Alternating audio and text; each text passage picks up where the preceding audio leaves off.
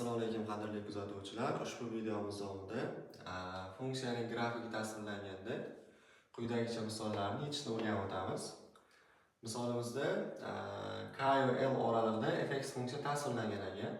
Shunga ko'ra biz mana bu tenglamaning nechta yechim mavjud yoki yechimlar yig'indisini topishni o'rganamiz. Birinchi navbatda tenglamada ko'paytma 0 ga teng bo'lishi har bir ko'paytuvchining alohida 0 ga teng bo'lishiga teng kuchli bo'ladi. Ana endi fx teng 0 degani funksiyaning grafigi x o'qini qaysi nuqtalarda kesib o'tmoqda degani. Ya'ni fx teng 0 dan x barobar a, x barobar y va x barobar j degan qiymatlar kelib chiqadi. Endi funksiyaning hosilasini 0 ga teng nuqtalarni topishimiz uchun biza do'nglik va pastlik nuqtalarini x argumentda qiymatlarini olib chiqishimiz kerak.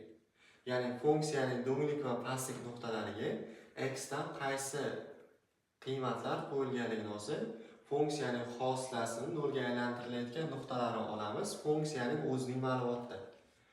Ya'ni bizga hosil 0 ga aylanadi. X teng b, x teng c, x teng d va x teng f nuqtalarida.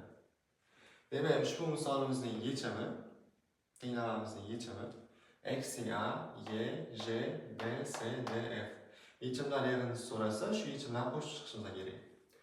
Keyingi savolimizga ko'ra, funksiya va uning hosilasining ko'paytmasi kichik yoki teng 0 bo'lganda x ni shu joydagi yechimini topishimiz kerak, ya'ni tengsizlikni yechimini topishimiz kerak. Tengsizlikni umumiy qoidasiga ko'ra ko'paytma kichik yoki teng 0 bo'ldi degani birinchi holatga ko'ra fx katta yoki teng 0 bo'lganda f'(x) kichik yoki teng 0 bo'lishi kerak. Ya'ni ko'paytma manfiy yoki 0 chiqishligi uchun bittasi musbat yoki 0 bo'lganda ikkinchisi manfiy yoki 0 bo'lishi kerak yoki teskarisi, ya'ni ikkinchi holatni ko'rsatamiz. Endi bu bir vaqtda bajarilishi kerak. Ya'ni bu nima degani? Funksiya x o'qdan yuqorida va x o'qning ustida kamaygan joyini, ya'ni funksiyaning hosilasi manfiy deyilyapti. Bu joyda funksiyani o'zini kamayishini topishimiz kerak degan.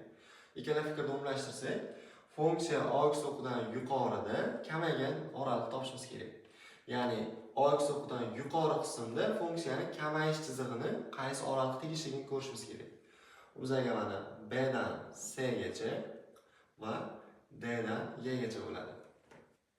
Ya'ni bu tengsizligimizning yechimi x tegishli b dan c gacha birlashma d dan y gacha bo'ladi.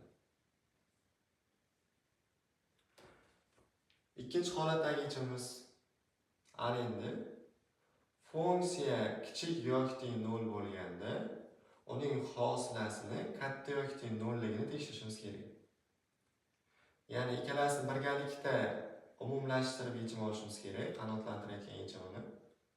Ma'lumotlarni birgalashtirsak, funksiya x o'qidan pastda o'sgan bo'lishi kerak. Ya'ni x o'qidan pastki sohada funksiyaning chizig'i yuqorilagan, ya'ni o'sgan bo'lishi kerak.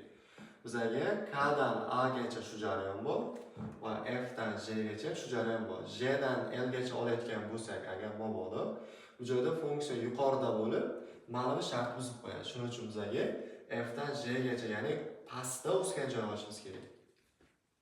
X tegishli k dan a gacha birlashma f dan j gacha. Birinchi va ikkinchi holatlar bir-biriga bog'liq bo'lmagan holatlar. Ya'ni endi ikkalasini birgalikda yozib qo'yishimiz kerak. Demak, shu tengsizligimizning umumiy yechimi x tegishli b yu c birlashma d yu y birlashma k yu a birlashma f u j.